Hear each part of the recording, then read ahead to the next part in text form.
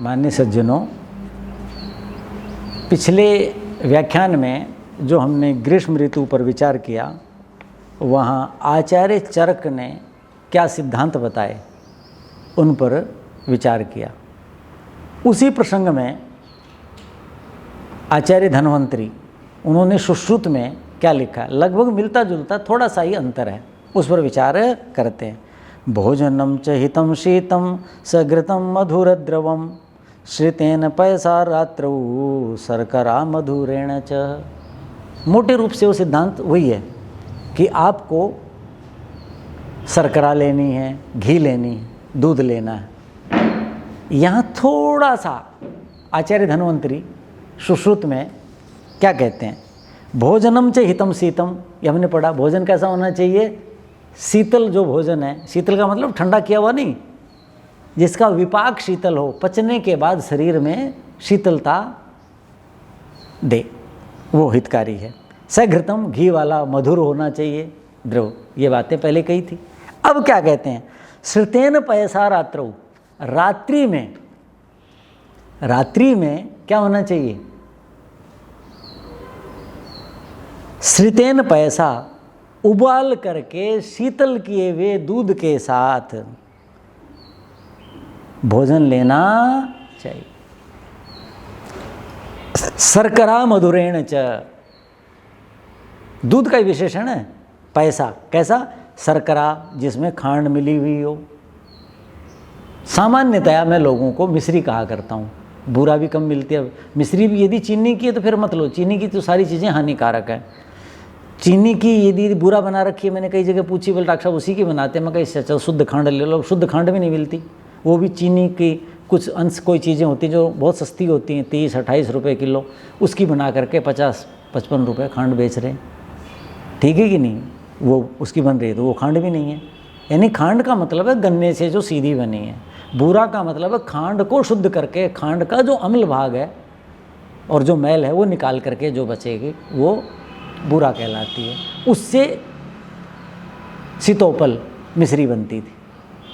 तो रात को यदि शुद्ध मिश्री मिल जाए तो उसका दूध सोने से पहले पीना चाहिए। हमारे यहाँ सब जगह पीते हैं, भारत में नियम है ना जी।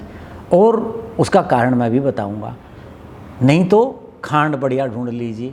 मेरे को 2-2, 3-3 महीने बाज़ारों में जा कर के ढूंढता हूँ, खांड नहीं मिलती जो मैं चाहता हूँ, मिलती नहीं। कहते आती नहीं जी, आप क्या मांग रहे हैं, आप क्या मांग रहे हैं। नाराज़ हो जाते हैं दुकानदार। 10 से पूछा, लो और क्या चाहिए, और क्या चाहिए। मैंने कहा भाई मुझे चाहिए, वो नहीं है आपके पास। और जब मिलती है तो मैं 50-60 किलो इकट्ठी लेकर रख लेता हूँ, क्योंकि वो मिलनी नहीं है, क्योंकि ज़्यादातर गड़बड़ आ रही है। फिर वो अपना 5-7 महीने चल जाती है। तो कहा रात्रि को आपको जो भोजन है, भोजनम, रात्रि को जो भोजन है वो कैसा होना चाहिए, श्रितेन पयसा, उबले हुए दूध के साथ होना चाहिए। वो कैसा, शीतल होना चाहिए। कैसा, मधुरा, शर्करा मधुरेण, जिसको खांड से मधुर कर लिया। दूध पहले ही मीठा होता है, धातुओं को पुष्ट करता है, कफ की विशेष रूप से पुष्टि करता है। और ग्रीष्म ऋतु में कफ सूख चुका होता है शरीर के अंदर, जो कफ धातु है, वात पित्त कफ में से कफ धातु है। तो कहता है उससे रात को भोजन करना चाहिए। ये आचार्य धन्वंतरी नई बात कहते हैं, और सारी बातें तो चरक वाली थी। तो आप ये कर सकते हैं। अब मैं इसी प्रसंग में आचार्य चरक की भी बात कह देता हूँ। वो तो सभी ऋतुओं की कहते हैं। सर्दी में हम सोते समय उष्ण दूध पीते हैं, मुनक्का डालते हैं उसके अंदर, केसर डालते हैं उसके अंदर, शुंठी डालते हैं उसके अंदर, और फिर वो दूध लेते हैं। इस ऋतु में वो चीज़ डालें जो शीतल है। जैसे खसखस है, उसको भिगो दीजिए और उसको घोटिए और उसका रस मिला करके, दूध मिला करके और खांड मिला करके दे दीजिए। तो क्या मंथ बन गया हो। मंथ की चर्चा हुई थी पिछले व्याख्यान में। शरबत वो पिलाइए, खसखस का शरबत, हल्का सा दूध मिला दीजिए। जैसे बादाम बनाया था घोट करके वो मिला दीजिए, या मगज मिला दीजिए। रात को भिगोए, लेकिन वो 5-6 घंटे भीगने चाहिए, फिर उनकी खूब घुटाई करें, उनके अंदर छोटी इलायची डाल दें। एक छोटी इलायची का मतलब 5-6 व्यक्ति, एक का मतलब एक नहीं, इलायची के अंदर भी समझ गए कि नहीं उष्णता होती है, तो इसलिए कम डालें, ठीक है। तो इतनी डालें, यानी 2-3 बीज एक व्यक्ति के हिसाब से, और उसको खूब पिलाएं। तो मैं जो दूध की बात कर रहा था, रात्रि को प्रत्येक व्यक्ति को हर ऋतु में दूध पीना चाहिए, ठीक है। लेकिन जब ग्रीष्म ऋतु की बात आती है तो देखो वहाँ आचार्य लिखते हैं सभी ऋतुओं के लिए, लेकिन ग्रीष्म में विशेषकर, विदाही अन्न पानानि दिवा भुंगते ही अन्न रह। दिन में मनुष्य विदाही अन्नपान सेवन करता। अन्नपान का मतलब भक्ष्य और पेय भी, उसके साथ विदाही का मतलब कान से जो हम शब्द सुनते हैं वो भी दाह पैदा करते हैं। आपको कोई कटु शब्द मिल गया, अनुकूल शब्द नहीं है, आपके अंदर क्या पैदा होता है? दाह पैदा होता है कि नहीं? आपने ऐसा दृश्य देख लिया जो आप देखना नहीं चाहते, आपको कोई देख रहा है और अच्छी नज़रों से नहीं देख रहा, ईर्ष्या द्वेष कर रहा है, आपके अंदर दाह पैदा होता है कि नहीं होता? आपको नासिका से कोई गंध मिली, आपको त्वचा से कोई ऐसा स्पर्श मिला, 5 जो ज्ञानेंद्रियां हैं, खान पान से ज़्यादा रसना, जिह्वा वाला रस अकेला नहीं है, और जो 4 ज्ञानेंद्रियां हैं उनसे भी जो हम इंटेक करते हैं, जो ग्रहण कर रहे हैं, वो भी दाह पैदा करता है, बहुत ज़्यादा दाह पैदा करता है। तो दिन में मनुष्य विदाही अन्नपान, समझ गए? अन्नपान से मेरा मतलब है कि दिन भर जितनी भी हम चेष्टाएं करते हैं और 5 जो ज्ञानेंद्रियां हैं उनसे जो हम ग्रहण कर रहे हैं, इच्छा और अनिच्छा से न चाहते हुए भी, वो दाह पैदा करता है। तत्प्रशांत्यर्थम, इसलिए उनकी शांति के लिए निशी दुग्धम सदा पिबेत, मनुष्य को रात्रि को सोने से पहले नियमित रूप से दूध पीना चाहिए। वो ऋतु के अनुसार है, वो ऋतुचर्याएं जब आएंगे उनमें मैं बता दूंगा। अब ग्रीष्म ऋतु की बात आ रही है तो मैंने बताया ग्रीष्म ऋतु में शीतोपल अर्थात मिश्री या खांड या बूरा मिला हुआ दूध पीना चाहिए, लेकिन सोने से 1 घंटा पहले, और दूध पीने से कम 1 घंटा पहले भोजन होना चाहिए। ये नहीं कि आप देर से आए, 9 बजे भोजन कर रहे हैं और लाओ दूध भी दे दो और उसके बाद कहते थका पड़ा हूँ सो जाऊँ, और फिर कहेंगे वो बता तो रहे थे कोई लाभदायक, मेरे को तो कोई लाभ हुआ नहीं। करेगा लाभ, लेकिन उतना लाभ नहीं करेगा, क्योंकि आपने नियम का जितना पालन किया उतना लाभ होगा। दूध पिया लाभ होगा, रात्रि को पिया लाभ होगा, मीठा पिया लाभ होगा, उबाल करके शीतल किया लाभ होगा, लेकिन कब पीना चाहिए, कितने कितने अंतराल पर, सोने से कितना पहले, ये नियमों का पालन करेंगे तो उतना ही अधिक लाभ होगा। तो वो प्रसंग आ गया था तो ये बताया।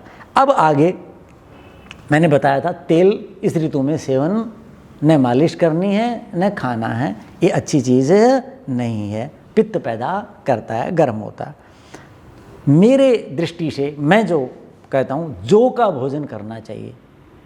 जौ का भोजन इस ऋतु में, जौ और चने दोनों, गेहूँ भी शीतल होता है, लेकिन जौ जो है वो और ज़्यादा, जौ क्या है, मेद्य है। आप यज्ञ में कभी गेहूँ की आहुति दी है आपने? चने की दी है? जौ की देते हैं। और सर्दी में किसकी देते हैं? तिल की देते हैं। दोनों मेद्य हैं, दोनों के लिए मेद्य शब्द का प्रयोग है। तो मेद्य क्या है? मेधाये हितम, जो बुद्धि के लिए हितकारी है। तो जो है वो सेवन करना चाहिए। इस ऋतु कह रहा हूँ, इस समय में पिछले 30-35 साल से मैं देख रहा हूँ बढ़ते जा रहे हैं। अब तो 30-25 साल में भी हृदय रोग होने लग गए। जौ के अंदर 2 प्रकार के रेशे होते हैं, एक विलेय, एक अविलेय। अविलेय रेशे को तो सब जानते हैं, डॉक्टर जिनको कोष्ठबद्धता रहती है, कब्ज रहती है, सब क्या कहते हैं? फाइबर खाया करो, फाइबर खाया करो, उसको फाइबर, वो है अविलेय, जो अलग ही रहता है। एक होता है विलेय। विलेय रेशा कौन होता है? जो रस में जाता है, रस से रक्त में जाता है, और रक्त उस रेशे को जहाँ जहाँ जाएगा सब जगह लेकर के जाता है। तो जौ के अंदर विलेय रेशा होता है। ये मेरा अध्ययन नहीं है, मैंने साइंस की मैगजीन में पढ़ा। मैं कॉलेज में साइंस की मैगजीन आती थी, विज्ञान प्रगति और ड्रीम, वो मैं पढ़ता था। तो उसमें साइंटिस्टों ने बताया, मैंने कहा हमारे आचार्य तो जौ का विधान करते हैं, और हमारे यहाँ जौ का भोजन बहुत अच्छा माना गया है। देखो ये तो कितना अच्छा है, बुद्धि के लिए हितकारी है। अब आजकल क्या है, समृद्धि सब कुछ हो गया, लेकिन बुद्धि सन्मार्ग पे तो नहीं चलती। हम आक्रामक हो गए हैं, क्रूर हो गए हैं, हिंसक हो गए हैं, ईर्ष्यालु हो गए हैं, कितने प्रकार के दोष आ गए ना। तो जो है वो बुद्धि के लिए हितकारी, ये तो बताया। दूसरा, जो हृदय रोगी हैं या जिनको हृदय रोग नहीं चाहिए, सभी को होगा कि कोई चाहता है,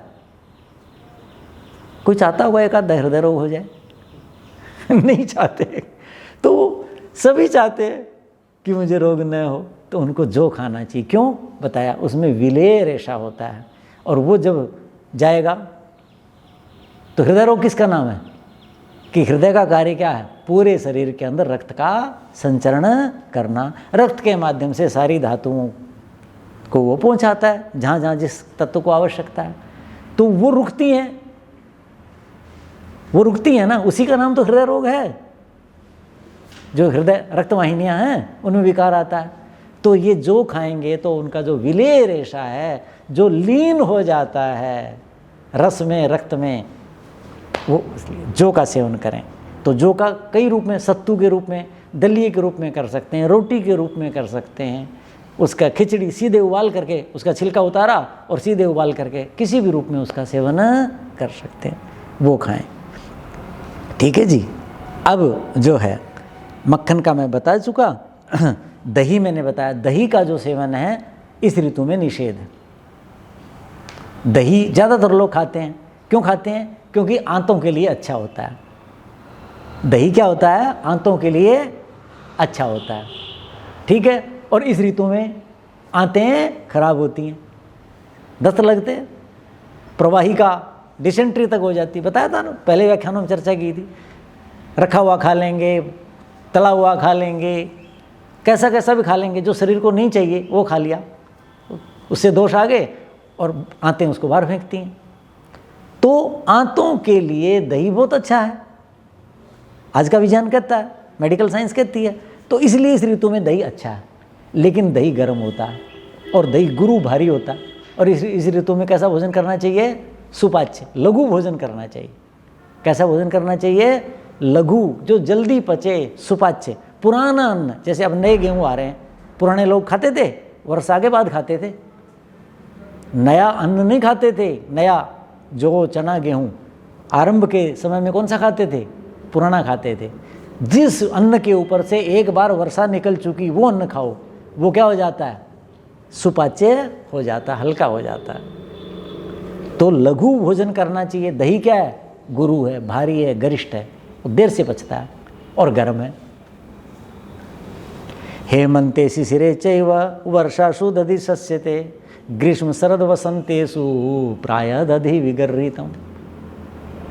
आचार्य कहते हैं ग्रीष्म गर्मी में सबसे पहला नाम है ग्रीष्म, शरद ऋतु सितंबर अक्टूबर ग्रीष्म के बाद जाएगी, और वसंत ऋतु जो अब गई, प्रायः दधि विगर्हितम्। प्रायः का मतलब है लगभग निंदित है, इन ऋतुओं में नहीं खाना चाहिए।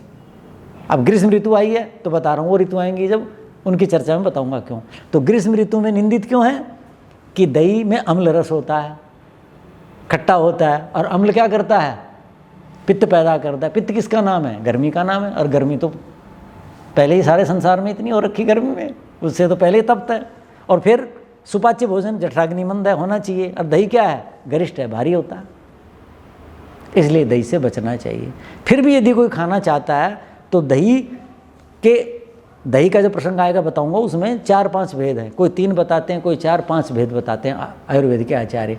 तो एक दही होता है, मोटे रूप से बता दूं, जिसके अंदर दही बन तो गया लेकिन अम्ल रस अव्यक्त है, प्रकट नहीं हुआ, खाते समय खटास नहीं लगती, जम तो गया। एक ऐसा होता है जिसमें दूध जैसा ही आता है, जम तो गया, वो हानिकारक होता है, वो नहीं खाना चाहिए, बहुत हानिकारक होता है। प्रसंग आएगा दही के जब बताएंगे। तो कैसा दही जम गया, दूध जैसे स्वाद नहीं आ रहा लेकिन अम्ल खटाई भी नहीं है, वो दही खा ले। और उसमें क्या डाल के खाएं, खांड या वो बताई थी क्या नाम, खांड के बाद बूरा, वो डाल के खा ले। तो क्या होगा, आपको दही जो है वो गर्मी नहीं करेगा और आंतों के लिए ठीक रह जाएगा। और अम्ल नहीं पैदा हुआ है इसलिए गर्मी भी नहीं करेगा। तो खट्टा नहीं खाना, खट्टी चीज़ के साथ नहीं खाना, गर्म चीज़ के तो साथ खाओगे तो और हो जाएगा, और नहीं खाना। तो दही हो गया। लस्सी भी गर्म होती है, लेकिन लस्सी में भी थोड़ा मीठा डाल लीजिए और पतली कर लीजिए। लेकिन लस्सी क्या है, स्रोतों का शोधन करती है। तो हमारे जो कोष हैं, स्रोत हैं और हैं, उनके अंदर तरलता लाएगी।